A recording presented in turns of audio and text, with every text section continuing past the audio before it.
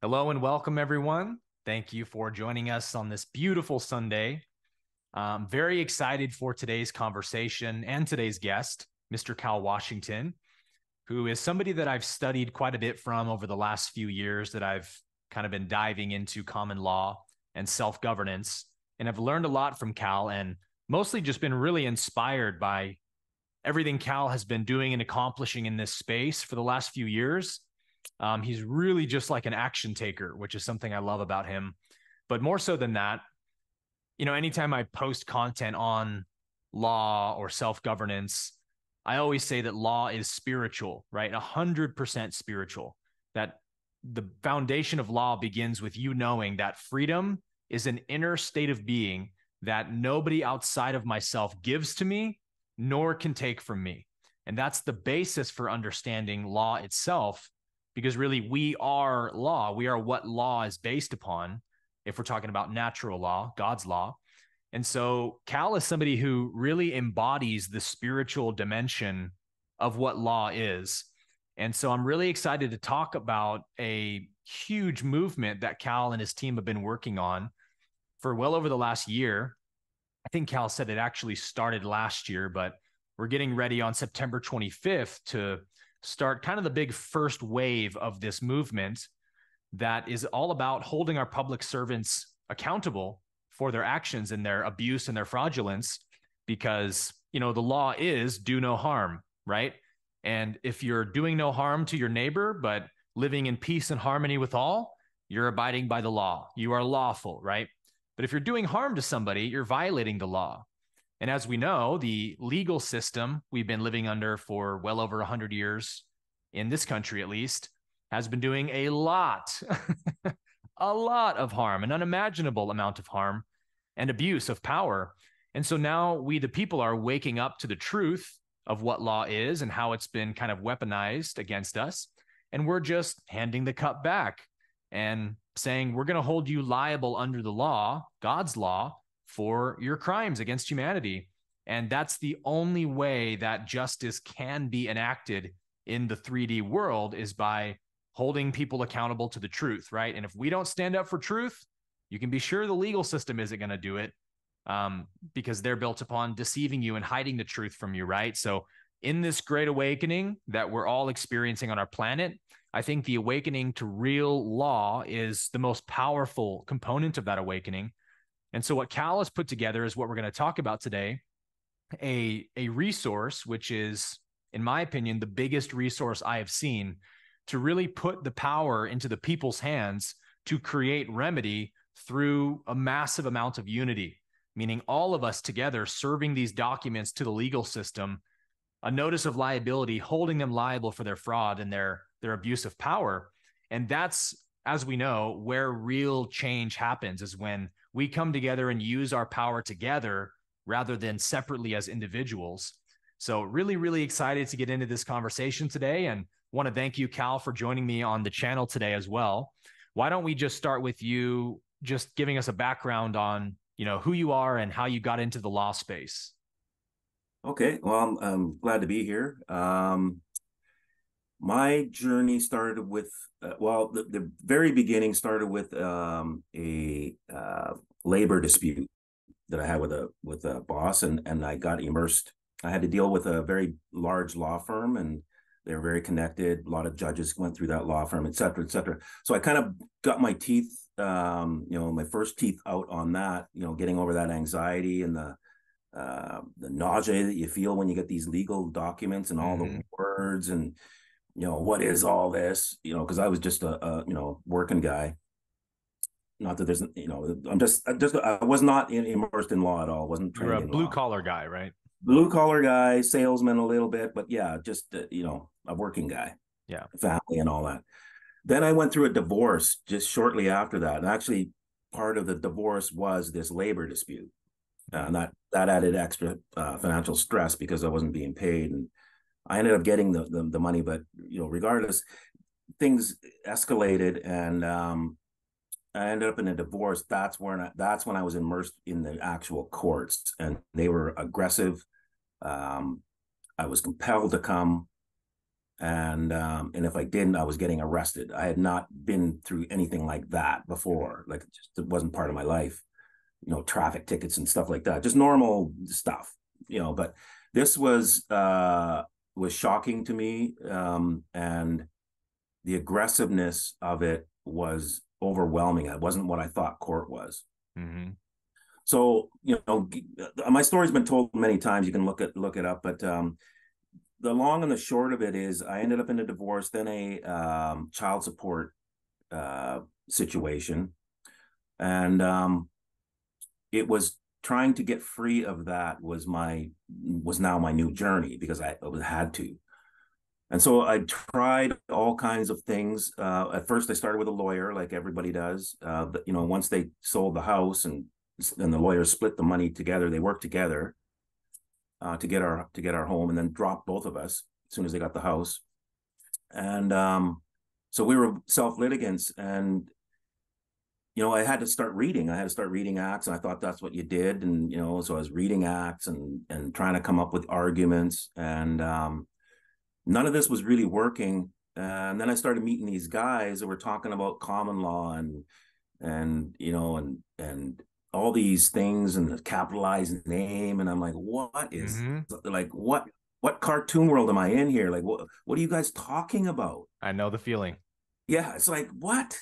That can't be true. Yeah. Like, so I started going to these meetings, and these groups, and people were saying this and that and everything else, and this is all brand new to me. I'm like, a kid in a candy store, just like, who are you people? And so one thing led to another. I started trying these things and had limited success, mostly not, the name game and all of that stuff. Yeah. I went through it all and just started immersing myself in that side of the law, and trying to find the remedy, to get out of the situation I was in. And this is in Canada, right? This is in Canada. Yeah, Vancouver. So I met lots of so-called gurus were from here in Vancouver. It was a hotbed of that kind of those kind of people, like quite a few of them. A lot of them have moved on, but there was quite a group here, and they had meetings, and where 100 people would show up, and there wasn't small stuff. Then there was lots of house meetings. I met a lot of people, heard all their theories on all, everything. And I would try some of them. I tried mostly everything, because nothing was working. So, okay, well, that doesn't work. What's the next thing? And I was willing to try anything and take the lumps for it. I'm just built that way. So long story short is I ran into a thing about commerce, and it was a seminar, and we had to travel, a few hours to do it. It was over a weekend. That's when the light bulbs started going off, because I was already in it for a couple of years by then. And and I had all these questions, like, why didn't that work? I had a really good argument, and like, it should have won. Yeah. And I could see it on the judge's face, like, oh, but no, rule against you. Well, now the light bulbs were going off because of my experiences, and this guy, everything, almost once an hour, he would say something. I'm like, oh, that's why that happened. Now Wow. like, it was like, yeah, it was just like the dots. epiphany after epiphany. Oh, now I see. Now it makes sense. Now I can see all these puzzle pieces fitting together. So we left that place, and now I'm just on the next thing I'm going to try. I still don't know whether this is, real or not, because, I've just tried everything. And so we did this process using the birth certificate, based on that whole trust idea, and put a bond in on the court case, and the judge ran out of the room. Yep. So they blinked, and they blinked hard. He tried to, come back in, etc. But they blinked. Like, I've never seen that before. Nobody had seen that before. So we thought, okay, we might be onto something here. What was it exactly that made this guy do that? Because, he was running. So you were trying to discharge the bond of the court case with your birth certificate as an instrument, right? We were actually, what we were doing was indemnifying the case. So we were insuring the case. So wow, I've never heard of that. Yeah, so they all have bonds to insure themselves in commerce, because everything they're doing is commerce. Fiction. Yeah, well, and it's fictional. It's all not business. Yeah. So they have to have an indemnity bond, and everything is indemnified, everything's insured. It makes sense. Yeah, so we come in with our birth certificate, but we don't understand what it is, or we don't come in with it, but they assume we have one. Mm-hmm. And then so that's why they use the capitalized name to make sure, okay, you got a trust account, and if you answer to the name, yep, you do, so we're going to move ahead. And so, but when you take the instrument and you are now in control of it, and you're moving it in a way that suits you, Yeah. that changes. That's the game changer right there. Yeah. So birth certificate would have been part of that whole thing anyway, but now I'm in control of it, and I'm saying no, it's going to be $300 million, and I'm indemnifying everybody, including myself, the judge, the lawyers, and all the people of BC. So anybody gets Wow. harmed by anything I do in this court case, even if they're not even part of it, but if somehow they get harmed, I got it covered, and Wow. that means you kind of bought the case. Yeah. That's, Can you explain what indemnifying means? indemnifying means insure, so Ah, it's okay. just a word for insurance. Yeah. So Lloyd's Wow. of London is like hardly anybody talks about that, but insurance is huge. Like Yeah. we talk about banks and but insurance is a whole other level of commerce and control. Because that's what they're trading on the secondary markets is all of our bonds from our birth certificate, social, driver's license, everything, right? Yeah.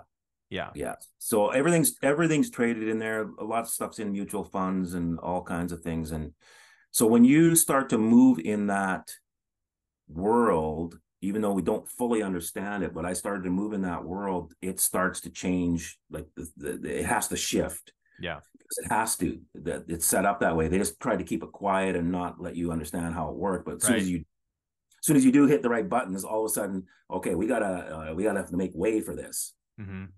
Yeah. So when you start adding money to the system,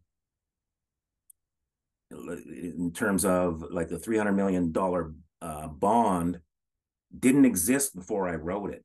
Right. You created it as the creditor. And I put it into the system and gave it to a thing, and I said you can use it for your own benefit, while they put it out into those markets you were talking about. Wow. So if something happens on this court case and I go, I need to claim on that indemnification because the judge did this, and this, or the prosecutor did that, or the sheriff did this. Right. Okay, well, we're going to pay out on that. This is the theory behind it. We're going to pay out on that, but since we've already got a whole bunch of money in the system, we're going to go and recoup. So you perpetrator, how much is your bond? We're going to take that first because that's your indemnification, just like a doctor's malpractice suit. Right. Oh, it's not enough to cover 300 million. Bummer. Well, then bummer. We have to go now into your bank accounts, your assets, your homes, Yeah. Do to that's them exactly what they do to us, right? They try to seize our property and take everything we own. yeah. Little So taste of their own medicine there. well, that's it. And Karma. and the Bible, actually the Bible talks about it in Revelation 18, verse 6. It says, take the cup they've been giving you, or she's been giving you, the system, fill Uh-huh. it double and hand it back. Yeah. So Yeah. it's Aikido move. If Yeah. they're giving you something, you take it, fill it double, and give it back. Right. It's like we're not doing anything but just playing by their own rules. You know what I mean? It's all Yeah, fair. you stop bringing me into court, I will stop writing bonds on this court case. Right. It's You that dragged me in simple. here, man. I didn't ask to come here. Exactly. Yeah. That's where I love to draw some of the spiritual parallels is like this is how valuable you are, guys, is that you're so valuable that people are trading you on the secondary bond market without you knowing it because just your existence is so valuable that they want to securitize it and as many times in as many ways as they can and then trade it and make money off of it. And that's what many of you are familiar with of like the Treasury Direct account we've talked a little bit about that our all caps name is attached to an account that has hundreds of millions or more in it from all the times it's been traded on the bond market. And again, you weren't told about this because this is kind of the secret behind the debt slave matrix, as we call it, that society is actually run, as Cal is saying, through commerce and business, pretending to be a Republican form of government, right? Courts, police officers, the IRS, Federal Reserve, they're all private for profit businesses, again, whose goal is to make profit and nothing else. And their business model is, oh, let's pretend to be a courthouse and drag people in and accuse them of commercial crimes, get them to confess that they're the all caps name, and then we can get their bonds and all that stuff. It's all a business model. And Exactly. that's the hardest thing for people to really swallow, is that if you've been to court, if you've had what I'm blanking on the name, Child support. Yeah. child support, if you have to pay child support, we could go on and on. These are all basically Ponzi schemes that you got dragged into. And if you had known your rights under common law, God's law, natural law, and you know how to assert them, you don't have to be sucked into that game anymore. You can live free and sovereign right now, but the law has to be embodied in you first. And that's the big challenge, right? That we have to overcome, is how do I actually embody what law is, such that I'm no longer afraid when I get that statement in the mail or that IRS document, whatever it is. Like, I no longer am outsourcing my power to a system, but I know that I possess all the power. And as long as I come to help and to do no harm and to be a good, citizen of the kingdom, then nobody can bring these fraudulent, court cases against me anymore, because now I'm out of the system, right? And so, as we get now into the InPower movement, I'm curious, going back to your court case you mentioned that kind of woke you up to everything. When you were doing that indemnification, did you first have to assert who you are as a living man versus the all caps name in order to do all of that? Well, I tried all that and it didn't work. I just kept getting, yelled at, they would just start Right. They talking don't over me. like that. Yeah. So I'm going to rule against you. Like, stop talking, that kind of thing. Mm-hmm. So none of that really worked. It had limited success, but really didn't work. So once I got into the commercial instruments, that's what changed. And then I started helping others. And then I had similar behavior, like the judges not calling the case unless I'm there watching. So I came to the courthouse one day to help my friend. He's incarcerated. He was actually a cellmate of mine, and so I came to the courthouse in the afternoon, and they said, "Where were you this morning?" And I'm like, "I'm not obligated to be here." Well, we couldn't call the case unless you were here. I'm like, "What?" Huh.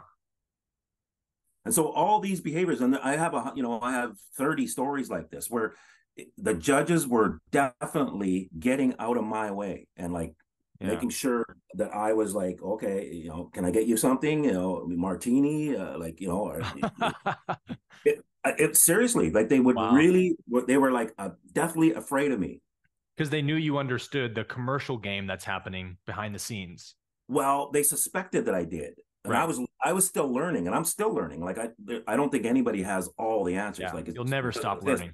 But I was doing things I was ahead of them, put it that way. I was ahead of all the judges, I was ahead of the whole legal system here. They had to get up to speed just to catch up to where we were. And by that time, they ended up owing me $300 million. So I ended up being left alone because I had learned how to do commerce, and they held me for 60 days, gave me 59 days credit. My buddies had put in an instrument to get me out with a habeas corpus, which is what you're supposed to do with a habeas corpus. And that's why a lot of them don't work, because you're supposed to have a bond with it. Only lords, going back in time, only lords could really do it, because they had to write their name, and their good name and their perceived wealth, right, whether they were rich or not, was what allowed the person to get out of jail. So, and we missed that part. We're just writing documents, get my guy out of jail. And they're just like, yeah, good luck with that. Yeah. Wow. So, yeah. So they did this, but they didn't let me go. And then she tried to give me 59 days credit at the end. What does that mean? Jail. Yeah, exactly. What does that even mean? I have infinite credit already, man. Exactly. I've already done 60 days. So she's giving me 59 days credit. Well, it didn't go past me because we had seen this before. A friend had gotten 14 days credit. And we're like, what is this? Like, does that mean you get to punch a guy going down the street for free, for 14 days? Yeah, like you don't hit him too hard, because it has to be a 14-day sentence and you can get away with it. So I had seen it before, and we didn't really come to the conclusion, but when she said it, it didn't go past me. Like, it didn't. Yeah. It already was in my head, that word credit, and we'd already mulled it around. It didn't come to an answer, but I'm like, credit. Oh, hang on a second here. You just said the word credit, and you acknowledge, and we put a $300 million promissory note in. These have to equal. Right. They have to balance to zero. So you are just trying to give me my time back on a piece of paper. Well, that piece of paper has to equal the 300 million. And that's how they ended up owing me 300 million. Oh, and they didn't think you knew that. They didn't. But you figured it out in the court case. At the time. And there's a verse in the Bible where Man. where the Bible says God will give you the words at the right time. And I had Yes. many times. And so as the words were coming out of my mouth, I'm hearing them at, like, they're not my words, put it that way. It's like I'm hearing this like everybody else is, and we're all like, the whole room was like shocked, including me. I'm like, whoa, look what just happened. Some people may call that channeling, actually. You can call it that. I go with what the Bible verse says, and that, yeah. But yeah, it was definitely not my.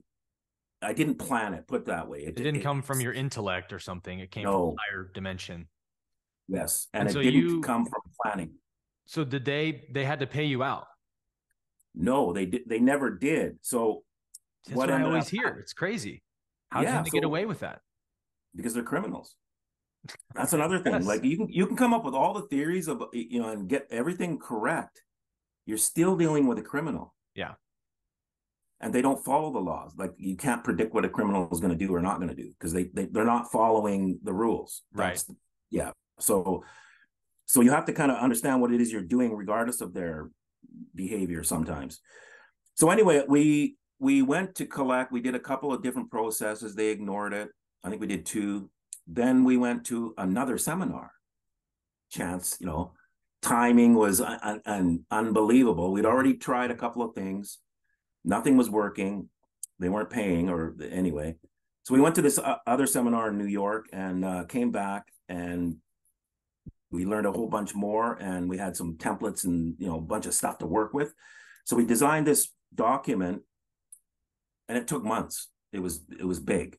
And so they thought we were gone. They thought, oh yeah, they'd given up. So we finally got this thing done. It took probably 5-6 months. And I went to the U.S. consulate to get it notarized, and sent it in, and it just about blew up the government. Wow. They panicked. So it was in the front page of the news that they owed $300 million, and they were on holidays at the time. It was like January and into February, and they had to call everybody back from wherever they were in Hawaii, or get back here. Can you imagine? Yes. Sitting on a beach with a pina colada. Hey, you got to come home, man. This guy figured it out. Your ass is grass if you don't get home, man. We need your vote here. So yeah, they had to bring everybody back. Total panic. So they still didn't pay. And so we kept going. I kept escalating. I went all the way up to the feds, the clerk of the Privy Council, who is like the guy running the corporation. He's not voted in. He's appointed. So his previous job was CEO of the Bank of Canada, which is like the Federal Reserve, so central bank, and he also worked at the IMF. He was some kind of director at the IMF before that. So now he's running Canada. So he was a government agent. Wow, yeah. So he essentially, yeah. So we sent him notice of default, and he left that morning. That he got his default notice. And he had done a press conference in the morning and not mentioned anything about retirement or anything like that. And he just so he retired that day. Yeah. Why do you think that is? Because he got notice from us. He did the press conference in the morning. The mail came after that, around 10:30 or 11. We tracked it. And in the afternoon, he was like, see ya. Oh, by the way, I'm retiring. Yeah. Woo, that's so some power. Yeah. So then it came out on all the national rags, which they've cleaned up since. And then they realized that, I think they started to realize what it was. Maybe, I don't know. But anyway, they cleaned it up and tried to make it look like he gave notice 3 weeks before, but he hadn't. They were shocked when he left. That was the press. They couldn't believe it. Like, a man that powerful would just run. Like, one magazine said it had to be something vicious to make a man as savvy as him leave without notice. You mean like $300 million of vicious? They didn't know what it was. Yeah. But we're sitting here, you know, these dudes in Vancouver, we're like, whoa, we were shocked that he left too. Yeah. Wow. Well, Canada follows UCC law as well, right? Somewhat, yeah. Somewhat. It, I'll tell you what they follow is the law merchant, Okay. and that's the hidden jurisdiction.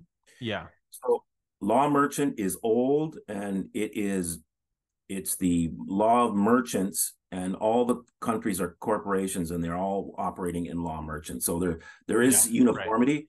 So the UCC is actually codified law merchant. They try to get it into a codified version. Okay. That's all it is. Yeah. And this goes back to like the feudal system in the Middle Ages, kind of Pre even, yeah, but even definitely Babylon or something. yes. Yeah. So if you start to study Hammurabi, who was probably one of the first Babylonian kings, or one of renown anyway. There's the Hammurabi Code. Yes, I've heard of that. Yeah, it has quite a bit of commercial law in it, and they found lots of clay tablets that have um, you know, lending and borrowing, very advanced banking ideas Yeah. were happening Yeah. in antiquity. So it's like either we're lied to about history and how advanced people were, That can't be but they possible, weren't. Cal. Yeah, but they weren't. But they weren't advanced because they had no paper and then no money. So how you did your signature was a cylinder with Like a special, and you put it in wet clay. You literally rolled it in wet yeah, clay. like a That was seal your or something. person. Yeah, but they rolled it in the wet clay. Yeah. So they were primitive, but they had advanced banking ideas. And then you have to go, well, how do you understand put options and this type of thing back then when you didn't even have currency? Yeah. It's crazy. Yeah. I watched a documentary not that long ago that talks about how usury goes back to Babylon. Usury, for those of you who don't know, is like slavery through indebtedness, making someone your slave by having like loaning them money and then charging them an interest rate they can never pay back. And so they're kind of eternally your debt slave. It's called usury, great term for it. And what this documentary was laying out, which I don't remember a lot of the historical details, but that goes all the way back to Babylon, where that was, for at least as far as we can tell historically. Maybe it predates Babylon, but they were like, we think this is so advanced, right? That our legal system has been doing this to us, making us all debt slaves, and we're none the wiser. Like, wow, how did they think of this? It's so brilliant, this evil genius scheme. Well, it's literally thousands of years old. So it's nothing, there's nothing new under the sun, right? Exactly. And that's when you start to think, okay, so there was obviously somebody who understood this back then. So who was it? Or were they? And when you start to correlate some of these things, and we all say, yeah, they're going to do this and they're going to do that and they're going to bring out the mass and they're going to. Yeah, they. We say they, and we have this vague idea of who that is, but you need to really think about who they are, Yeah. because there is a they, and you can define them, and Yeah. There's it's many days, really, right? Different yeah, factions fighting for power with yeah, one common goal. yes, exactly. So they are more organized than we are at this point, but we're getting organized, and what we're doing actually at InPower is part of that organization. We want to get people doing our process, and that doesn't sound correct the way I'm saying it, but Right. when you understand what it is we're doing, we need as many people doing it as possible, because it Yes. will be a big part of the change, because it's dealing with the money. And the money, even going back into Babylon, was how they did this. And if you can't figure out that a piece of clay with a thing rolled in it had some kind of value or had made somebody a debt, like, just think about that for a second. Yeah. It's clay. It's dirt. Yeah. Wow. And yet it represented some kind of control through an idea called money, or some kind of Yeah. wealth idea. Right. And these are ideas that don't belong here. And we need to deal with that. That's the root of the problem here, because you think of any bad thing going on in the world, and that you can think of anything, and money is involved with it. Yes. 100%. There is not one child who is stolen, maybe one or two, but all the children who are stolen is because somebody's getting paid to steal them. Profit. That's it. Yeah. There is nobody putting a jab in anybody's arm except somebody's being paid to do it.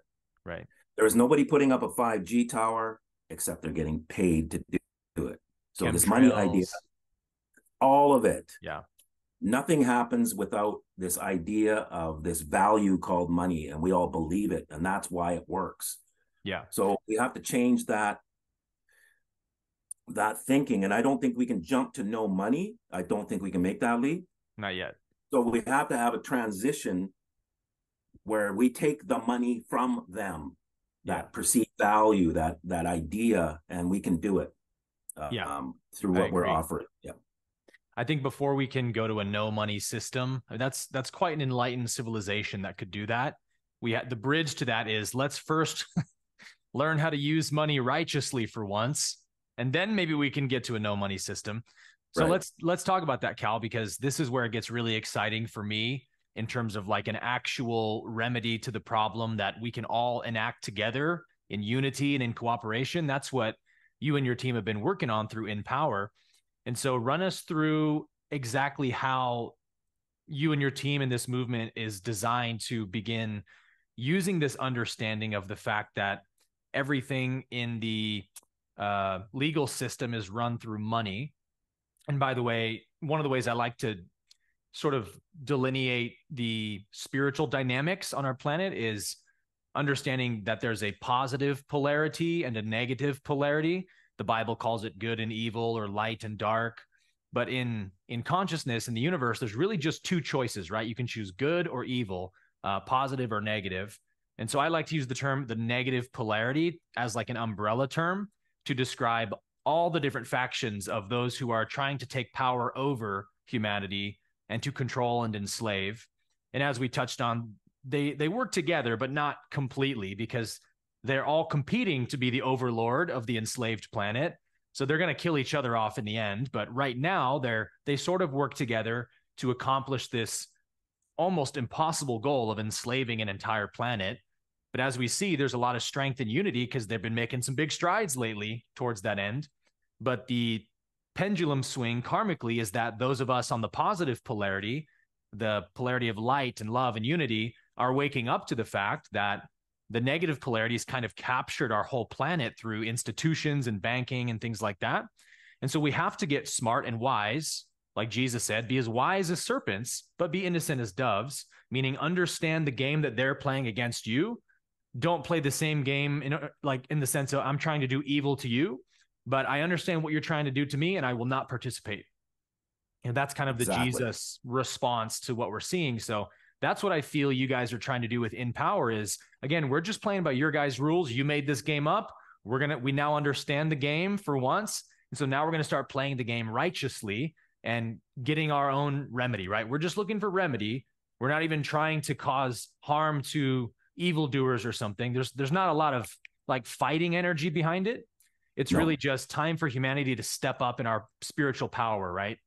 Yeah.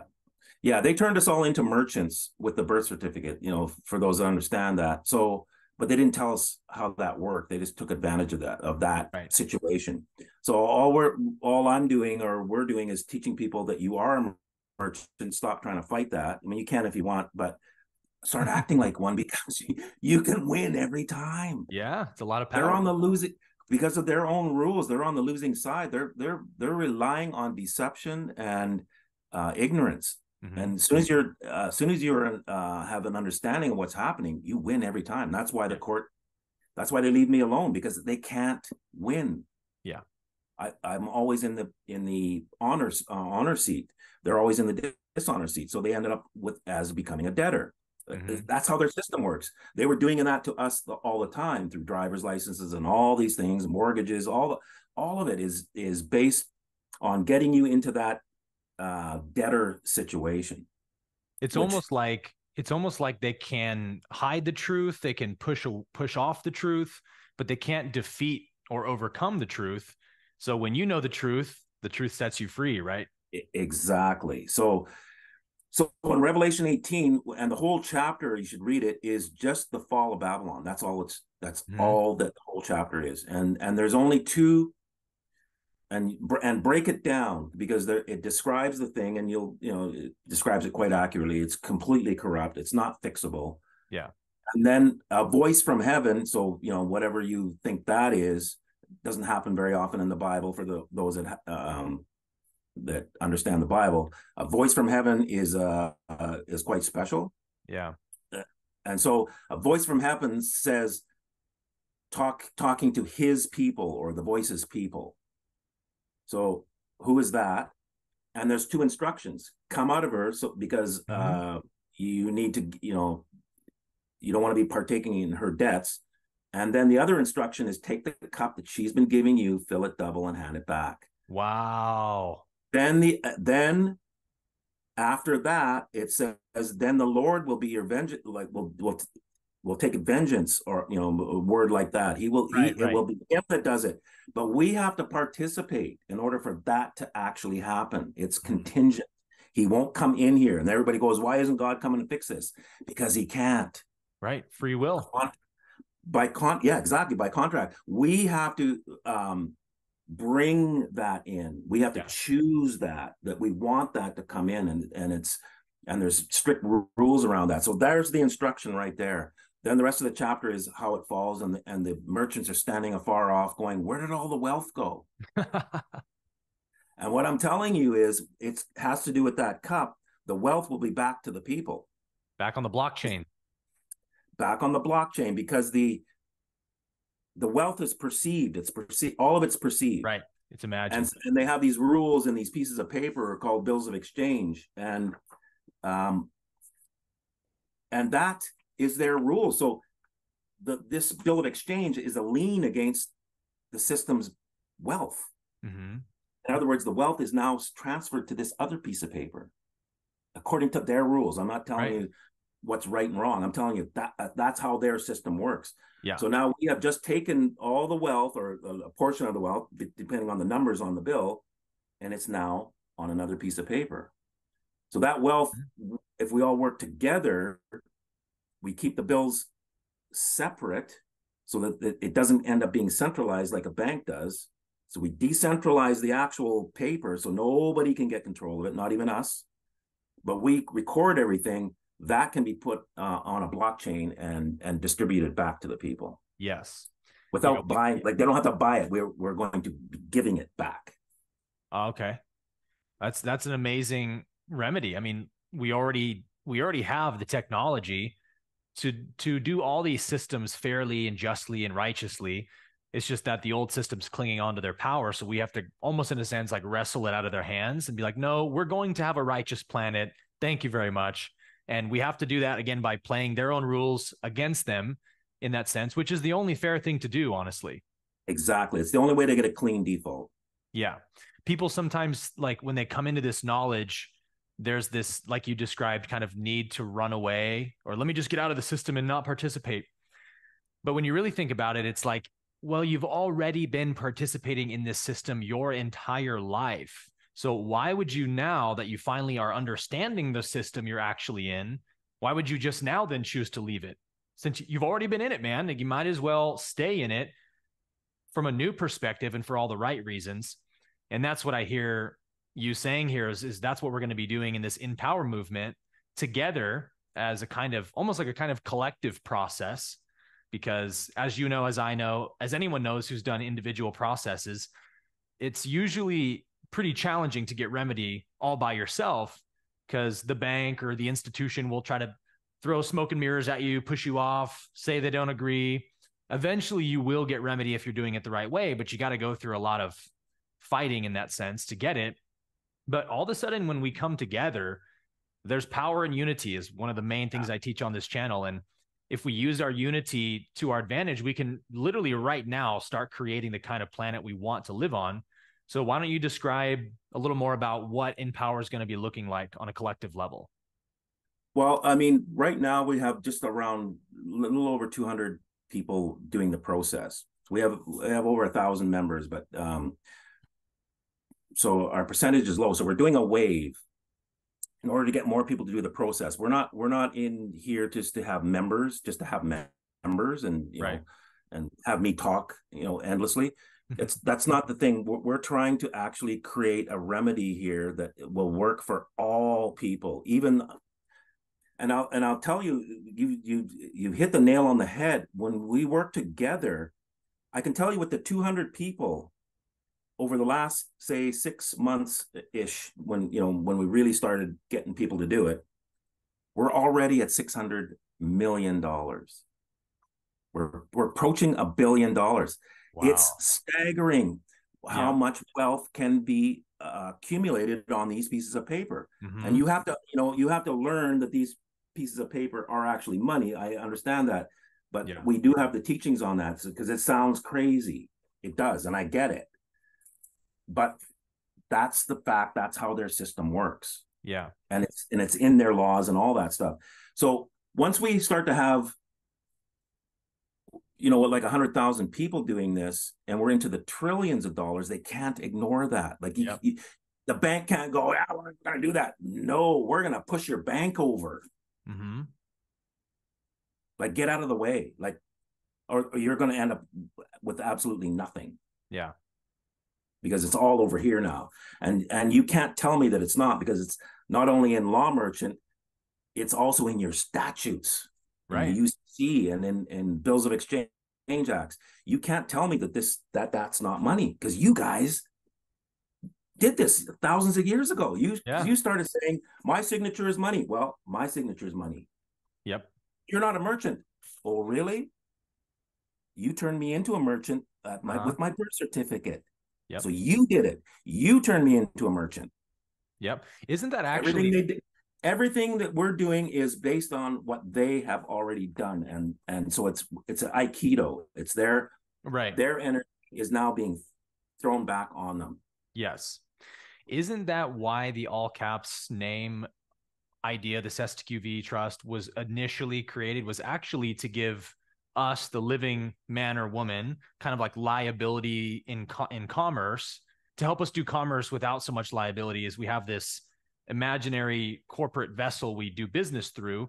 And then I think over time, profiteering bankers and whatnot decided we could use that against people and make a lot of money off of it. But it wasn't initially necessarily invented as a control device. Do you think? I think it was. You think it was? Mm-hmm. It could go either way for sure. Well, if you just look at the history of it, they crashed the stock market. They pulled back on the supply of money, and they made it look like that was the cause of the depression, but it wasn't. It was Right. literally pulling back the supply of money. Fed. This is all happening like 1929 Yeah. ish. The birth certificates started coming in the 30s. It was Yep. on purpose. This was the new Oh, yeah. Yeah. 70-year bankruptcy term, going way back to the East India Trading Company. So this was when they went, okay, we're going to put more money out there, but how are you going to pay it back? Give us all your gold. That wasn't enough. So Right. how are you going to pay back anything that we loan you? Well, we don't have anything. Well, you got people. So what I want is income tax acts Mm-hmm. everywhere. And we're going to create this trust fund on all your people. So every child has to be registered. So we know exactly how many you have. That's why they do censuses, so they can borrow money based on how many people they have. It's on purpose. Yeah, It was with forethought. It wasn't for oh, sure. look, yeah. So because it all happened right around that time, they took money off gold Yeah. in the It happened 30s. very quickly. So it wasn't Everything just was an all accident. in that 4 to 5 year period, and now the system is the way it is now. But Yeah. that's come to an end, and so they want to go to a new thing, and there's a new pulse coming. There's a new um, era coming anyway. CBDC, you mean? No, there's an era coming cosmically. Oh, yes. They know it. They're trying to ride that wave and get control of it on the other side. Right.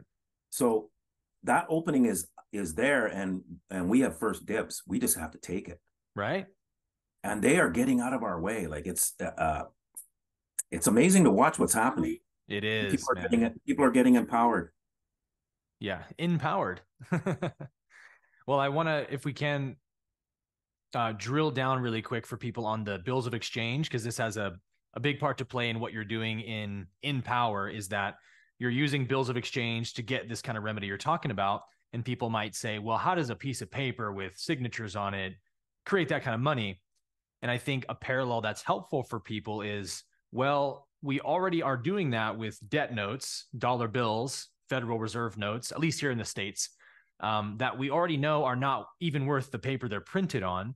So even the dollar bills you would pay a bill with are also just worthless paper that has no inherent value. So why couldn't a document with a contractual agreement and my wedding signature, why couldn't that have value behind it? Even more so than a dollar bill does. So we have to think a bit differently now when we understand what money is. It's all kind of an imaginary idea now because they took it off the gold standard. And so when you get that, I think, Cal, that's the big switch that flips in people's minds, right? Yeah. And so I can show that in statutes and everything. But the best example of a bill of exchange being created where you're creating it is a charge card going back in time when it was on paper still. And they had the little machine and they went, ch-ch. So it might be, some people may have never experienced that. But when charge cards first came out, you had your card and it had your name on it and your number and an expiry date and all that. They would, if you went to the restaurant after you got your bill, you would give them the charge card. They would stick it in this machine. They would put a piece of paper on top of it. It was a triplicate piece of paper, and they would run a thing on it. So there was an imprint of your card on the piece of paper. Interesting. So from the machine would have the restaurant's name on it. Then you would date it. You would put the date on there and the amount of the meal and a little place for tip and all that. Then you would take it back to the table and the customer would sign it. Wow. So then the customer got a copy of the triplicate and 2 went to the restaurant. So on that, if you understand what a bill of exchange is, you need to look up the definition. It's a very simple definition. It has to have name 1 owes name 2, a sum certain, a date, and a signature. Easy. Bang, there it is. So that's a bill of exchange. So now the restaurant, see, we have this idea that they send it to the charge company and then the charge company somehow starts charging us back. They don't. Yeah. They put it in their bank account like a $20 bill and their bank account goes instantly up. There is no transaction between the charge company, charge card company, and the restaurant. You created the money on the spot. The charge card company gets notification of it and goes, oh, well, we're going to broker this deal for you because you don't understand how a bill of exchange works. And we're going to charge you, let's 100%. We're going to charge you all of it back plus interest. We're going to triple dip you. Yeah. But the bill of exchange you created on site and you just didn't know it. They were taking advantage of your merchant status. Yes. And that's where you can see it. And if you understood how many charge card transactions there are in the world, it's staggering. And they got all the money for that. Yeah. Is that why credit cards originally had the numbers in the bumpy raised, so they could have it print on the paper? Yeah. I didn't know that. That's fascinating. Yeah, so they've taken the paper away so that it's harder for us to see it because all we go, we take the card and tap and we don't understand what's. Yeah. We have a perceived idea of what just happened, but we really don't know. Right. And so you got to go back to the paper, and that's where you'll see what happened because that is a bill of exchange by definition. Yeah. And is this not why every bank loan, every credit card, they always ask you to put your social security card number on the contract? Because from what I understand, your social security is like a credit card to your TDA account that's kind of giving them access to go tap into your account, which they do once you sign it and put your social on it. You're like, yeah, here's my account number and here's my signature letting you tap into my account. And then they pull the money out of your TDA account, loan it to you and say, you owe us a debt. Yeah. Securities fraud, right? It really is. Well, it's a fraud in reality. Like In Right. legal terms, it's not, because Because you we're ignorant. signed and Yeah, yeah. exactly. So we're ignorant of what's happening, and so that we get taken advantage of. So that's what I've been teaching people is, understand that you, when you're being asked to sign something, look at it. Is this going to be turned into a bill of exchange? Yeah. And then you want to decide whether you want to sign it, or you sign with non-negotiable or something on there to limit it. Right. And so you can do all these things, but if you're ignorant of what's happening, your signature. Put it this way: there's a section in the Canadian Bills of Exchange Act, Section 30, where it says a blank piece of paper with a signature on it with no words, contrary to it, can be turned into a bill of exchange by the person who has it. They can write in any amount and turn you into either the drawer, the payer, or the like any position in the on the bill as they see fit. Because it's just a promise to pay. And if you sign a blank piece of paper, it can be turned into money. It's like a blank check. Yeah. That's mind blowing. Like most people hearing this who haven't heard this before are probably like reeling back in their chair, trying to digest what we're saying. It sounds crazy. It does, but I'm telling you, look up Section 30 in the Canadian Bills of Exchange Act. It's Read the right Bill of Exchange there. Act. I've read it. It'll blow your mind. Yeah, it will. It's like a cartoon world. But there it is. That's the law. Yeah. And as crazy it sounds, we need to actually understand what it is they're doing and use it against them, if you want to use that word. But Right. start using it to our advantage. So we take all that wealth and start using it to clean the planet and Yeah. have sustainable things, and all the inventions that have been squashed over the years. Man, yeah. Bring those all back and like turn this place into how it's supposed to be, not how they want it to be. Yes. And that's why your InPower movement excites me so much, Cal, because I think about these things on the daily when I'm, let's say, paying my energy bill. There's this kind of like spiritual frustration in me that's like, I'm paying money for the freest thing that exists. Like there's literally not anything more abundantly available and free than energy. But they've even commercialized that. Like I have to pay to have these lights on right now. I have to pay for everything.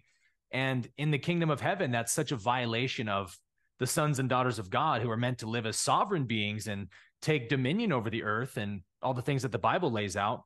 And so then you have Hosea 4:6 that spells it all out, saying, my people perish for a lack of knowledge. Knowledge. Knowledge is the problem. Yeah. And it's not even so much even in heaven, in earth. There's only one living species that pays to live here, all the way down to bacteria. I'm telling you. It's true. No other living species pays to live here. So why is that? Think about it. It's not, that's not the design. No. Yeah, that's not freedom. Somebody has put this idea in here a long time ago, and we were born into it. And we can't see it for what it is. That's why I blurt these things out, so you can get shocked into, why are we paying to live here? Yeah. Who said it? When? Yeah, why does another man or woman have the authority to tell me what I can or can't do? It doesn't feel right intuitively. Exactly. There's people that grow up in North Korea who are, propagandized from birth that they live in the greatest country and all these inventions are North Korea's inventions and on and on and on. And people in those countries, maybe even communist China to an extent, but especially North Korea, have to slowly get red pilled to the reality of the world they live in. Because if you're born into something, it's like you're too close to it to really see it. And so it may take a lot of time to wake up from the matrix. And it's like, if we think ours is extreme, imagine how people in North Korea probably feel when they wake up to the fact that not only do we not live in the greatest country on earth, we live in the most evil country on earth, and everywhere else is a lot better than here, to some extent, right? Yeah. And we're kind of doing that here in the States and in Canada as well. It's a great awakening that's going on. It is. And so it's these fundamental things that are that we have to start questioning. Don't take them for granted. Money doesn't really belong here. Right. Like that's a fundamental question. Are there countries? Do we need countries? Yeah. Because no other species recognizes the border. The birds just fly over, the deer walk over, and they're like, well, I don't know. I guess so do the some ETs of the and the UFOs. Yeah. these are arbitrary things that somebody came up with a long time ago, and we're born into it. We just take it as this is how it's supposed to be, but we need to start questioning some of these fundamental divisions. And money is another one where it's the haves and the have nots, and this competing to get the money, right? Do we really need that? Is that helping things? Mm-hmm. And in some ways, people achieve because of the drive for money, but would they achieve anyway? Right. Just out of, I want to do my thing, I want to give my thing to the world. Yeah. We don't know because we have no other experience. Right. Exactly. We can't see, we miss the forest for the trees, as they say. Trees. Exactly. Yeah. Well, I've always been curious about, like, there has to be ways we can get remedy for these systematic oppressions that we see that are so many of us disagree with. For example, chemtrails. Almost not a day goes by that I live here in Austin, Texas, and I'll wake up and go outside, beautiful day. And then I look up and there's this chemtrail grid of poisonous, toxic heavy metals being sprayed into the air that I breathe, aluminum, lead, cadmium, barium, super neurotoxic heavy metals that they're spraying right over my house. And I'm like, I didn't consent to that. How can this happen? Right. And it's because enough of us allow it and acquiesce without doing anything about it because we don't even know what to do about it, which is a huge conundrum, right? Most people don't even know where they would start to try and protest things like chemtrails, environmental toxins, or whatever it may be. And so I love InPower because it's such a practical and, like, puts the power into your hands of, yes, you can do something, and here's how you do it lawfully. And again, when we know the truth and start using the truth will quickly set us free. Okay. And so whether it's mask mandates, vaccine mandates, chemtrails, poisoning the water supply, like, we can collectively start vetoing these things if we start using the processes that your team is talking about. So this is something I'm going to participate in for sure. My good friend Alex Zek as well, and many others who are working with you guys. Can you run us through quickly, like, what is participating in InPower going to look like? So we're doing a wave starting on September the 25th, and we're going to be taking people through the process of all the things you need to do to get this done. So, because we found that there's a hesitation when people go like, yeah, I want to do it. But then there's this inertia, like, to get over that actually doing it. And we find that a lot of people were coming back and saying, I feel so good after they leave the post office. Like, we heard this over and over with it. Yeah. So we're like, okay, well, we need to actually we need to push this a little bit more because people need to experience that because it is changing their lives. So now we're going to help people through to get to that first document sent, how to find a notary, how to find your witnesses, how to get mail stickers and all that stuff, like just the practical how-to. So there'll be a meeting once a week. There'll be 3 times because we're in all the possible time zones. So 3 times every day that you can come to an hour meeting. And this is a global movement, right? Yeah. So that makes sense. Yeah. So we did it for Anzac, which was New Zealand and Australia, and the people really loved it. Yeah. And so we went, okay, this is actually working. We got them through, and it wasn't so pleasant on our end, because we were trying to, stay 1 week ahead, build this thing while it's happening. But we've already been through, so we have some systems, and we're going to work on those systems with this one. So we're going to limit the amount of people coming in on this wave, just so we can make sure we shore up our systems. And then in the spring, we're going to be just pushing and trying to do waves at colossal scales. And wow, that's when the money will start to tick over, and you can't ignore that kind of money that's being generated. Right. You start to compete with the GDP of the United States of America. We have that potential. We're making that much money because our average person is doing $20,000 a day, and they usually have 4 respondents. So it's, $80,000 a day is what they're, the bills that they're accumulating. We bill at every 30 days, but the daily fee it starts to add up That stacks way up quicker quick. way quicker than you think. Yeah. So it's staggering the amount of money we can do with relatively small amount of people. Once you get into these numbers of people doing this, it's you start to get into the trillions of dollars a year, and that can change the world. Mm-hmm. Oh yes. Oh So yes. yeah, so that's the long and short of it. So we're dealing with four agendas, and the four agendas are weapons. I'm not. I'm just not. I'm gonna not gonna sugarcoat it. Mm-hmm. One of them is the chemtrails that you were talking about. Another one is the vaccines. Another one is the smart meters, Oh and, yes. and the other one is 5G. These are all weapon grade Uh-huh. deployments. They even use the word deploy when they talk, like all the Weapons rhetoric is terms. there. So they're telling us, yeah, Yeah. but they're deploying them commercially. They're getting our agreement on all these things. Mm-hmm. So, and it's tacit agreements, all this law merchant stuff. I recognized as soon as I saw it. I went, oh, I can see what they're doing. This is all law merchant stuff. If you don't say no, then you said yes. So they're deploying weapons. This is the first time in history that they've done this on a worldwide scale. They usually use guns and tanks and bombs and stuff. So this time they're using our agreement in order to create weapons to lower the population on Earth. So they can stand in front of God and say, no, they agreed. We didn't. Right. We didn't. Yeah, but that cleverness is also their Achilles heel. It's their weak Mm-hmm. spot, because now we can attack them commercially. If they came with tanks and guns and everything, you can't go up with a piece of paper going, yeah, we have a law here in town that a tank of that weight can't be on our streets. So, we have the ordinance right here, and yeah, could you remove your tank, sir?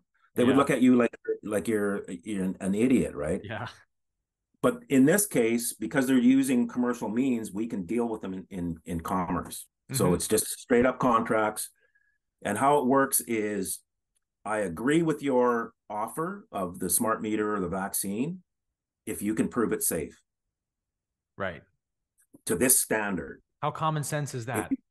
yeah. So if you can't prove it safe to this standard and you still try to deploy anywhere around me, and my around can be quite large, I'm going to charge you X amount of dollars a day. Do we have a deal? It's like a And remember, conditional acceptance. exactly, it's their offer, and it's a tacit agreement of offer that they started with, and they'll try and tell you can't do tacit agreement uh, contracts.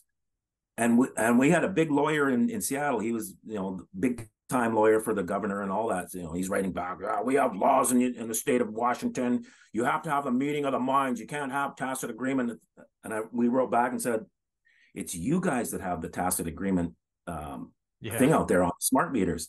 I said the notice of liability is the meeting of the minds. Yes. And he got slapped. So then he wrote back, yeah, we're not going to change our mind, but can we have a meeting? I said, so you look like a fool in front of all the people you're representing, and now you Mm-hmm. want to have a meeting. And I said, well, since in the same letter you asked for a meeting, you said you're not going to change your mind, we feel there's no point in having a Why meeting. would we So want to meet? Yeah. we respectfully decline. Yeah. Slaps. And we never heard from him again. Wow. Interesting. Well, I love what you're saying here, because I want to pull out a spiritual principle at work here, is that light will repel everything unlike itself, right? Light only accepts light. And so what the negative polarity does, or the darkness does, is that the darkness tries to use our light against us, right? That's what we see especially in the culture. It's like, hey, you want to be a good person, right? You don't want to be racist, do you? No? Okay, well then these are the bad guys. You need to go hate them because they're the racists. And you want to be virtuous. You want to be good. You want to have light. So I got to do what they tell me to do. That's how they use our light against us. And they do that commercially and in every way you can imagine. So all we're doing as the light is reflecting back the darkness to the darkness, right? We're saying, no, thank you. And that power and energy of darkness they projected at us now goes back to them. And that's the Bible verse that says, what the enemy intends for evil, the Lord will use for good. If you fight on the side of righteousness and truth, everything the enemy sends at you will reflect back upon them, karmically speaking. So again, we just have to stand on the truth and not be moved. And the system will essentially tear itself down trying to attack us because light repels everything unlike itself. So I think that's really cool to see that. It is. That's exactly what we're doing. We're creating that scenario for that to happen, and it's done with their systems. So everything is, like you said, it's your system. You drink from your own cup. Yeah. And you have to drink. Like you can't, right. You can't not drink. Mm-hmm.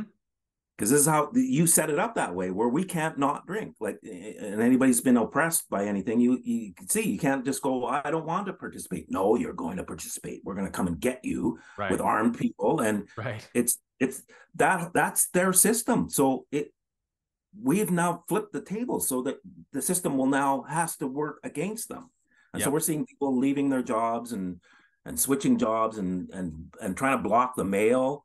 They're doing every little thing possible because there is no lawful remedy. They can't go, there's nothing. Oh, okay, well, let's pretend like we didn't get it. Right. Really. It's like, and I liken it to a 2-year-old sitting on the bed with a blanket over their head. You can't see me. Mm-hmm. Mm-hmm. You know, it's like, okay, is this you're the world leaders, etc., and this is what you're stooping to? Yeah. Fiddling with the mail and pretending like you didn't get it. Yeah. Or you don't understand. Yeah. No, they understand. Oh, yeah. And they don't. That's their problem, because ignorance of the law, just like they did to us, again, ignorance of the law is no excuse. Right. So does this start? It's funny while you're talking, I'm thinking of the Princess Bride scene where he's doing the poisonous cup battle, the guy, and he switches the cups on him and then makes him drink his own poisonous cup. And he's like, inconceivable. That scene. That's like what we're sort of doing to them. It's like, look, you put us in this game and you handed us a poisonous cup. We've been drinking that poisonous cup for 100 years without knowing it. Now we're just waking up to the fact that you handed us a poisonous cup, and we're saying, no, thanks. And we're giving it back to you. And as you said, they have to drink it because they're the one who presented it in the first place. Exactly. That's the thing. They have to complete the contract. Yes. Because it is a contract. And it's a tacit agreement contract. They started it as a tacit agreement contract. Right. The reason why they can spray in the air is because we all believe in this global warming thing. Oh, that's to fix the global warming. Oh, okay. Well, it's got, bad stuff in there. Yeah, but, we don't want to burn the planet. I mean, look at all the forest fires from the global warming. Yeah. So, yeah, we got to spray that stuff because that's the only thing that'll work. That's what they told us. Spraying poison in the sky will stop global warming. Don't question it. It's just true. Yeah. Seems rational. Yeah, so that's they get our agreement. Same thing with the vaccines. And if you can't see that, right? People were lined up. We'll give you a donut. We'll give you a hamburger. Yeah. We'll give you money. Sounds like what child predators do when they pretend to be an ice cream truck and they say, "Hey, little kids, you want some ice cream?" Like, it's very creepy when you think about it. It is, but they're enticing us and they're getting our agreement. Nobody was forced to do this. There was coercion, obviously, but nobody was held down like in a war situation and, at gunpoint and jabbed. Right. We all chose, anybody that did it chose to do it. Yeah. And I've seen stats lately about like the latest round of boosters. I think like less than 15%, at least in the States, less than 15% of people have had the most recent booster. And I just saw an article somewhere, someone posted that Biden is rolling out a new COVID vaccine very, very soon. And Fauci's already like, you got to take it. And I'm like, these people are clearly desperate to make money because the public has so woken up to the fraudulence of what they did with the COVID mRNA vaccines that they're going to see a complete, I mean, they already saw a very non-responsive reaction, I think more than they anticipated, where something like, 30-40% of us said, no way, no how, you're injecting me with that thing. And so now it's down to like 15%. And it's like, what do these people think is going to happen if they keep doing the same abuse on the public? They're just going to make us angrier and angrier until, someone's going to be hanging from the gallows at some point. But it's like, that's how greedy they are for money, is they're willing to try anything if they think they can make a profit from it. Well, it goes deeper than just money. Money's the the incentive or the icing on the cake, but there's a deeper thing. I mean, we represent God in here, and so they literally want to kill us. Right. I mean, that's their so, and they want to make money, Power as is they're what they doing that. want. They want control of this thing, and so there's a bigger story going on, but still, yeah, but money is definitely the driver, that where they get the middle management or the middle, into the lower part of the pyramid to actually Right. do these things. But Right. at the top, yeah, they got more money than you could imagine. And They don't need any more money. Yeah. no, it's Yeah. not about that. Yeah. They want more control and more power. And so we just have to know that and start saying no, thank you. And I think so. My buddy Josh Del Sol, our mutual friend who turned me on to what you guys are doing, the way he explained it to me is that you guys are kind of having a system of being able to provide template documents for like notice of liability that people can put in their information, and whatever business or institution they're notifying of their liability, you enter that information. But like most people listening, including myself, don't really know how to write up a legal document like that out of thin air. So it's helpful to have templates we can use and customize a bit. And from what Josh has told me, that's a big part of the InPower movement, right? Is you guys kind of giving those resources to us. Yeah, and we did it template way, like just Word documents before, but there was still a lot of issues with that, and we knew we couldn't scale with these issues.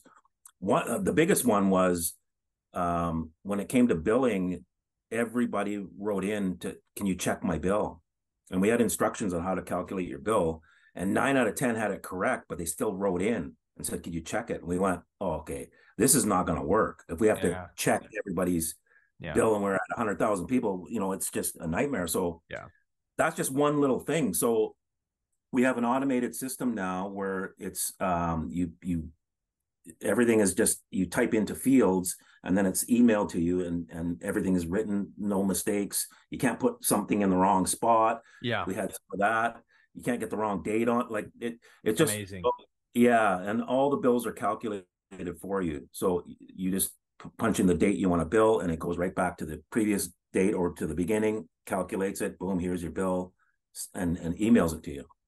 Wow. And then you just go get it signed and notarized, and with witnesses, etc., and you're off to the races. So yeah, it took a long time to have that thing built, because again, there's nothing like it.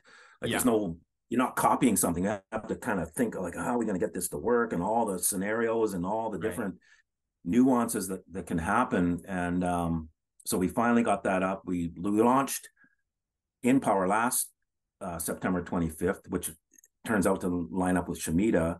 And then we're doing this first wave on September 25th on the anniversary of our opening. So we've been open for a year, and it's the end of Shemitah. And so this is when there's a pulse coming on the 25th. And so we're hitting that pulse almost by chance. We didn't really plan it. We actually went backwards from American Thanksgiving because we knew people just start traveling, and you won't have your, my witness is gone for 3 weeks. And, so we went, okay, let's avoid that period of time in the United States, because it's just such a big thing. Right. Yeah. And so we went backwards from that and ended up on September 25th. And we're like, whoa. Okay. So the idea is that we all send in these documents like on September 25th to try. No, we start the process on September 25th, the weekly meetings, and each week you'll be told, given some homework. Okay, go get your mail stickers. Got it. So bite size. I like that. Yeah. So we're talking people through it, because there's lots of questions on how do I do it and what do I ask for, and so it's like, okay, let's do this week. Get those. Get your pens. Get your paper, get your envelopes, that kind of thing. It's really bite size, systematic. Moving through week to week, and then we'll work on getting your respondents into the database. And that's where we have a system, because we have people that vet, and that's where we're not sure how many people we need in that part, to do a huge wave.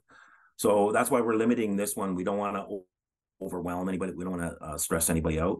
So then once you have your respondents and you've got your notary lined up and your witnesses lined up, then we Okay, let's print the documents. Okay, go and mail them. Okay. So let me ask you this out of curiosity, how will you know, or how do you know when this is becoming effective? Like what are the signposts that this is actually working? Well, when they start dodging the mail for no apparent reason, or your mail goes through, but they're fiddling with the actual post office computers, Mm-hmm. you know that they're number one, it's real. Otherwise, why do that? If it's just junk mail, just toss it. And then we have people stepping down. So in the United States, Ah, the most notable person who stepped down was Rochelle Walensky, the head of the CDC. whoa. You guys sent notices of liability to the CDC? Yes, yeah, to her in particular. And Wow. so you see her stepping down, and if you go back and read some of the things, yeah, no reason given for, yeah, I'm just gotta go. Just got tired of it, you know? Yeah, I'm just Oh. feel it's time. Well, that's amazing that you guys Yeah, have. so it's the same thing with the premier of Western Australia. Oh, wow. Yeah, I'm tired. Anybody got a job offer out there? I'm serious.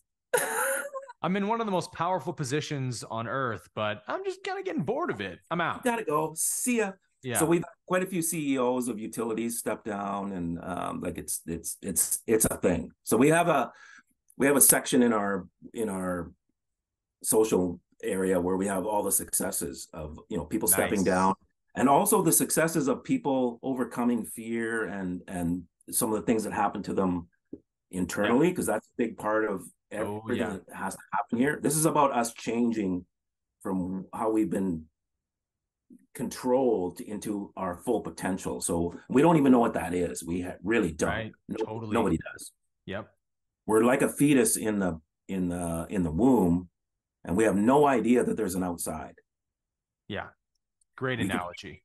yeah, we can hear and we can feel something, but we have no concept of there's something outside of this dark thing that I'm in. Yeah. And then at a certain point, oh, I'm being turned upside down, and what's squishing me, and like Yeah. what's happening? No context for it, and then all of a sudden A you're whole out in new the air, world. and it's like, what is this, and who's making that noise? Like, oh, Yeah. it's coming out of my mouth. Like, I didn't know I could make noises. Yeah. It's Yeah. That's where we're at. We have no idea what is the new thing. We Yeah. have no concept of it. That's such a great point. I think about this a lot, that the reason we all tolerate this incredibly, unbelievably corrupt world we live in. You can't even conceive of the level of corruption in our world. Why do we all collectively tolerate it the way we do? It's because we don't even know what the alternative is. And if we had even a glimpse of the kind of flourishing societies we could create, if it was truly left up to us, we the people, to create a harmonious society that works for everyone, we would create an incredibly flourishing economies in no time flat. And that's also what woke me up to the level of the corruption in the legal system and the monetary system, is realizing that we constantly have these giant economy collapses and the great recessions over and over, like every 70 years or something. And I'm like, how would an economy where every single person in that economy wants to make it work, because we all suffer when it doesn't work, we all have a common goal, and yet we can't stop crashing this economy over and over and over? That's not an accident that that's happening. And they paint it like it is, right? Like, whoops, the economy collapsed again, guys. Here we go again. No, Just got it. It's the way it is, you know? And it's not the way it is. It's no. because people are making it collapse, because that's a business model, right? Exactly. It's a control. It's just a control mechanism. So, and there's been, like the colonial script worked really well before the Mm-hmm. American Revolution.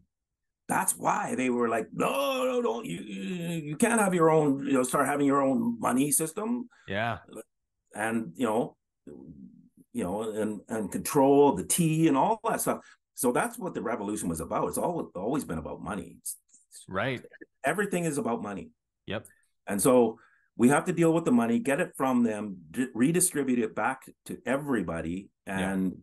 and work on an economy. And maybe we can go away from money altogether. Maybe we can't. I don't know. But But in the meantime, we have to have that transition, and that's what we're here to offer, the mechanism to get Yeah. that to actually happen, so that the wealth is given back to the people. It's been Is stolen over generations. Yes.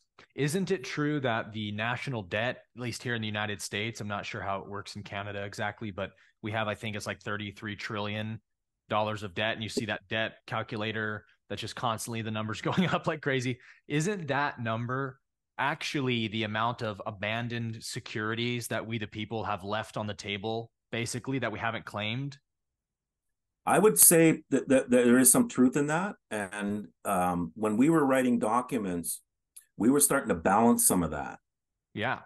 because the debt has to have another piece of paper to balance it, and that has to come from something. And you can only do so much with traffic tickets. It's like $175. Okay, Yeah. well, we've got to get a lot more speeding tickets. You know Right. what I'm Right. saying? Yeah. So that's the system is built on that. So they have to come up with these scenarios. And the child support thing, I should point out that Mm-hmm. definition of a bill of exchange: dad owes mom X amount of dollars per month, date, signed by the judge. Yeah. Here's the problem with that. Now that should pay for the child support. The court keeps it. Yeah. So they're monetizing even that whole industry, right? So it's the whole system is just designed to try and keep this debt system rolling, and because it's a backward system, you always have to be creating more debt in order Yeah. to keep the bubble going. Well, guess what? Bill This of one exchange. is, yep. This one is $4,900,000. Ooh. I Was that a got four. mortgage or something? This is a bill of exchange based on the vaccines to our. This Ah, one is to Christina Freeland, who is our deputy prime minister and finance minister. That's who owes this money, and her principals, all the way up to Rothschilds and all the rest of it, because it's all a big system, right? mhm. So this pay this this person has to pay this person, which is me, X amount of dollars, a date, and signatures. Wow. Bill of bill of exchange. There it is. Yeah. So we're sending in bills of exchange to the system. Is that correct? Yeah.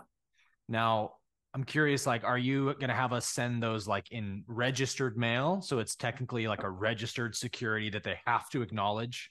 Yes. Such And a powerful move. that's why they're trying to dodge the mails. And it's not even that they're dodging the mail. Like, it's more that they're trying to pretend like it doesn't get delivered. Right. It's such a childish move, but that's all they got. That's why you get that green return receipt, right?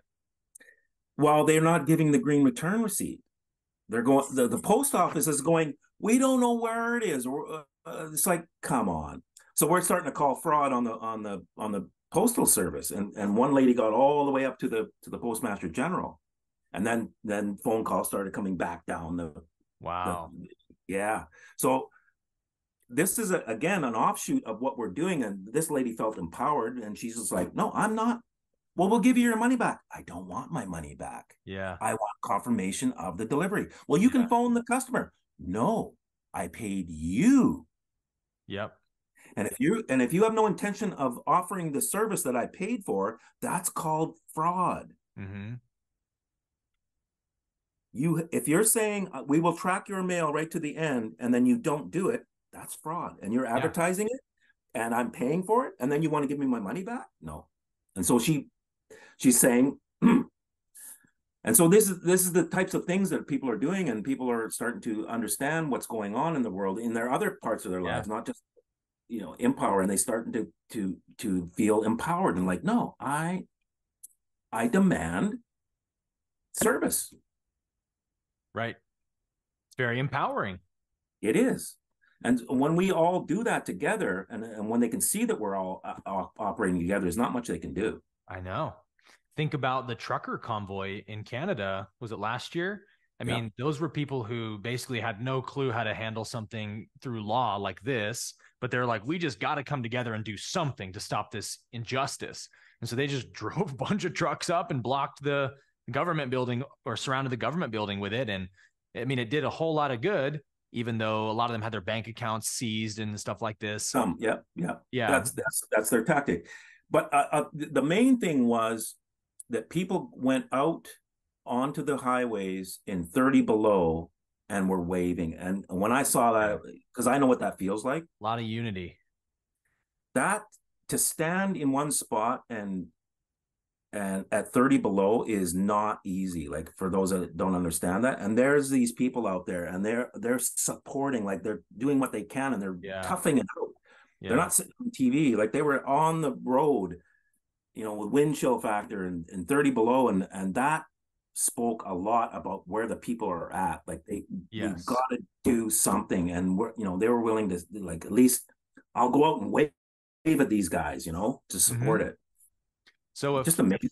If a trucking convoy can do that, and if it can garner that level of unity and cooperation just to drive trucks to the government and block the government or whatever, think about how much power this kind of movement could have if we get even a fraction of that many people really doing this process all at once.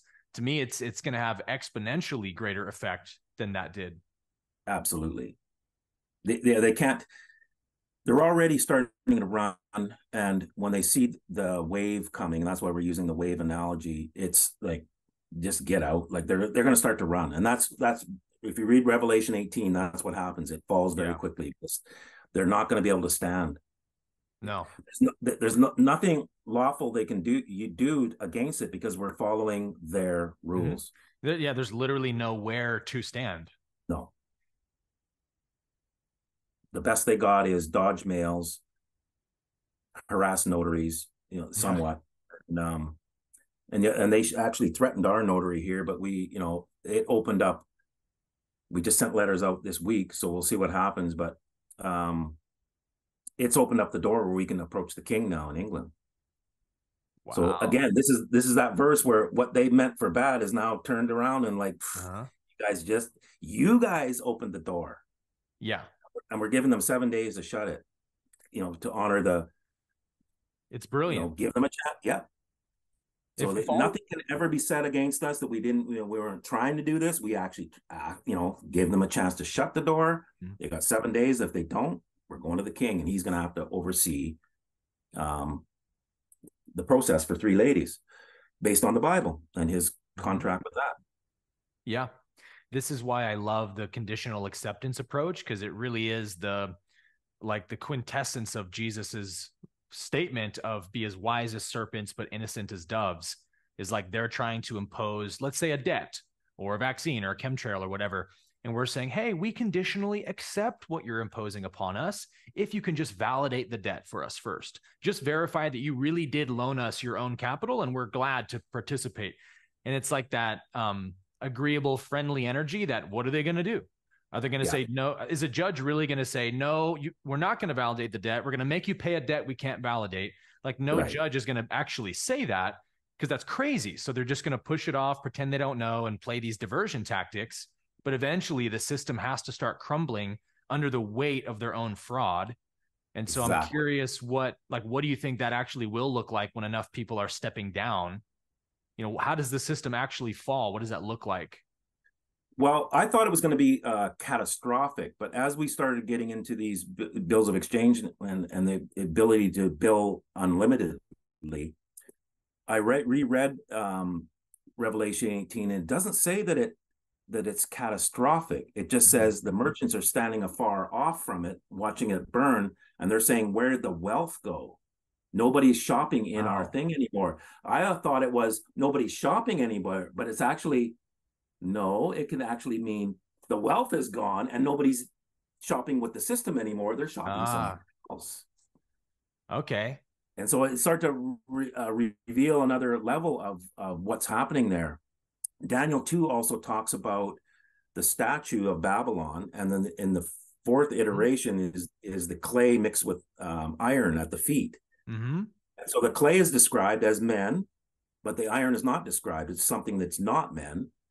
and then something, stone made without hand, comes and starts chipping at it, and the clay starts coming off, and then the whole thing collapses. So that's what we're seeing. We're seeing this chipping of Oh, people I like, never oh, I'm out of saw that like that before. The statue of Babylon represents like the monetary system. The top is gold, system. right? And then Yeah, silver. yeah, Like they've accumulated all this wealth, but the foundation they're standing upon is like clay and it can be torn down easily. That's amazing, man. yeah. So we're doing that as well. Like we're fulfilling that because we are chipping away at, and people are leaving, like Rochelle Walensky and all Right. these CEOs, and you don't really hear about those, but they're there. So all across. Well, we've got people stepping down in Europe, in Australia, and in North America. So, and that's the Yep. places we are right now. And we've So just barely begun. we've just started. Yep. So what I hear you saying is probably a parallel society being created where Yes, we have our, whether it's Bitcoin or whatever, on a blockchain, can't be corrupted, can't be printed indefinitely. We control the money supply in a way that it can only be used for good, for righteous commerce and business. And then enough people just wake up to the fraudulent legal system, monetary system, decide to leave it and play in the new system. And so then the old merchants are left standing saying, where did all the money go? exactly. It's beautiful. And it can happen. It can happen very quick. So, and when you understand the crypto and these bills, it's a daily fee. So Yeah. once we tag it to a crypto, the very next day, that crypto has gone up in value. If you understand that concept, Wow. Yeah. Yeah. because new bills have just been added to the pot. So whatever you have, whatever's out there, has just gone up in value altogether. Right. So it will attract people just on that. Yep. So It's, even that training that they've given us about, you got to get money, you got to get money. That's going to be used against them. They're going to be coming over to get oh, this is the new thing, that's the new opportunity. yeah. Interesting. They will, but because it's a culture and there's righteousness behind it, there will be participating in that, and they can't really. It's not. We'll set it up so it's not corruptible. Yes. If you spread it fast enough, nobody can get enough of it to pump and dump, Right. and it goes up in value based on actual bills. So it's more of a currency than a token. And then there may be market value based on that, but it will always just people trying to get ahead of it.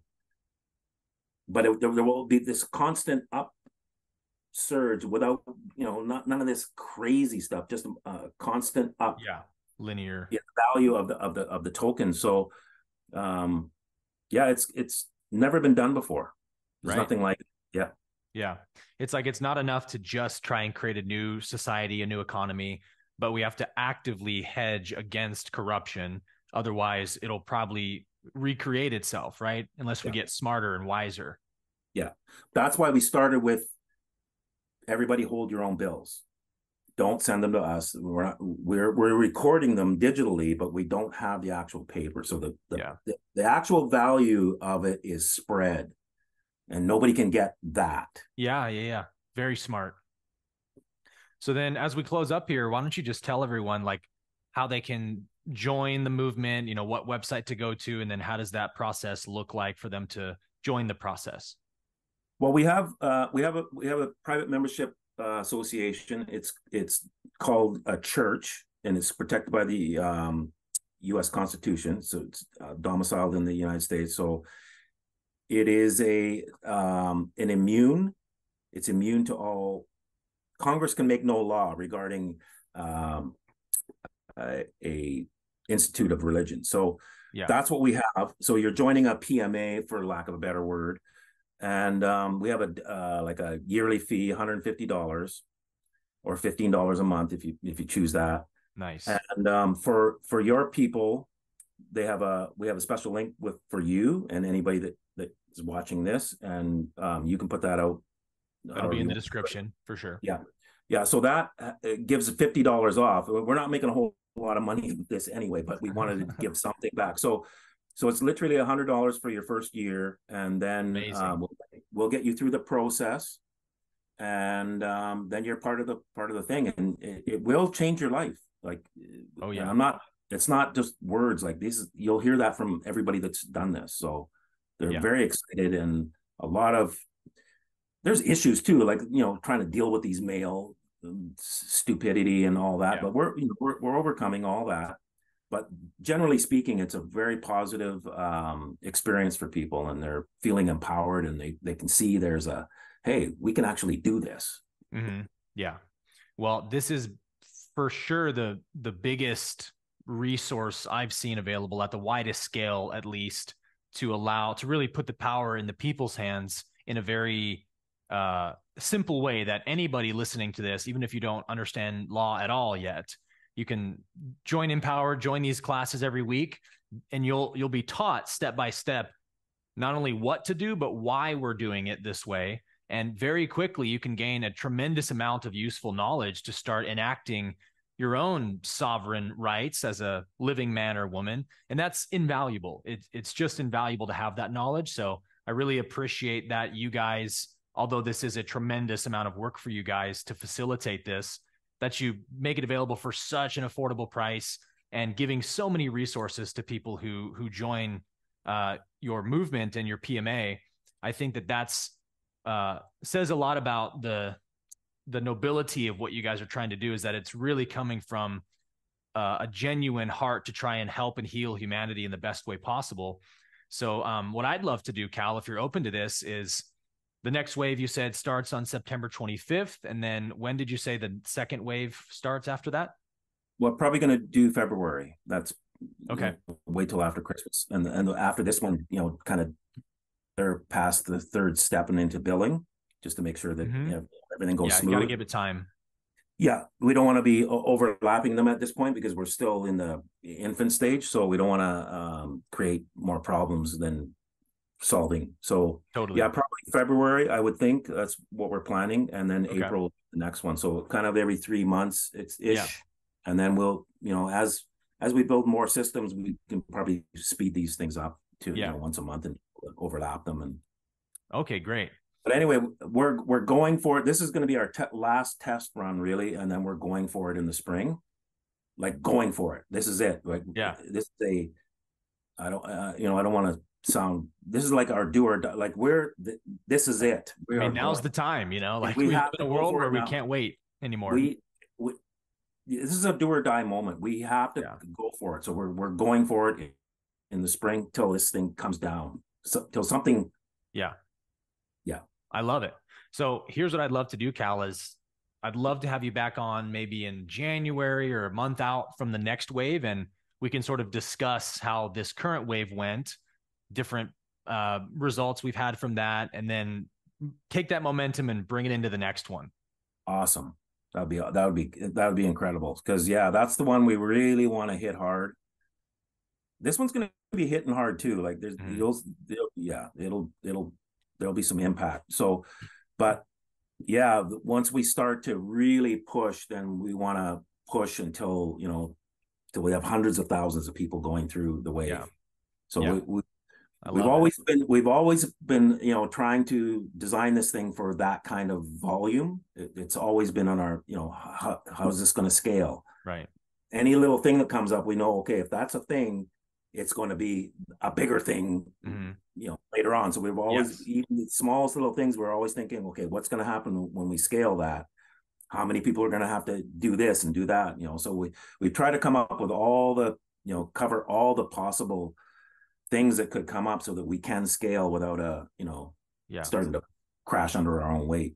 Yeah. Well, I love that so much.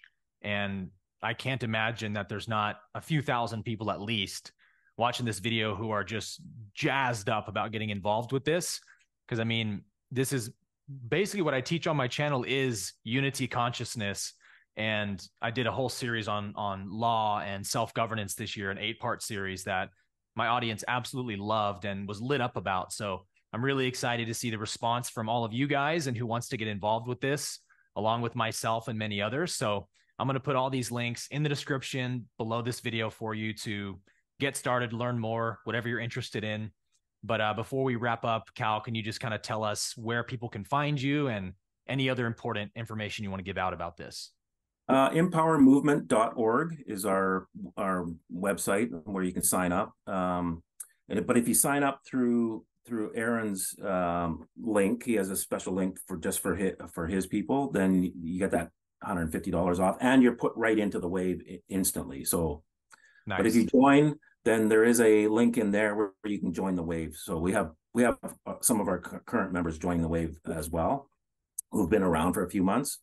But we're trying to bring people in instantly doing the documents, because we want to, that's the main goal that we're trying to get over. Yeah. And so once we have that kind of momentum happening and the world is starting to get out of the way, that's when people will go, oh, okay, I want to get on the next one. Yep. And it'll just keep going and going and going until Babylon falls. That's what it is. Revelation 18 is the description of it. Right. And we're doing the instruction, like, take the cup. So that's what we base our thing on, that one instruction. It seems like a lot to hang on to, but that's the only instruction in there about the fall of Babylon that is some kind of catalyst. It's the only thing in there. Just read it and you'll go, okay, that's what we need to do. It's an instruction. So we're following that instruction, and then whatever happens in these other realms, that's all now legal for them to come in here and clean this mess up. Right. Yeah. And I've never seen Revelation 18 quite through that lens, the way you pointed it out today. So just want to say thank you for this really exciting, empowering, electrifying conversation that has me even more excited about this than when we started. And I really look forward to not just participating in this, but having you back in a few months to discuss all that's unfolded in that time. So really looking forward to that. Yeah, me too. Awesome. Well, thank you again for coming on today, man. And we'll look forward to talking to you again very soon. Okay. Thanks, Aaron. All right. Lots of love, you guys.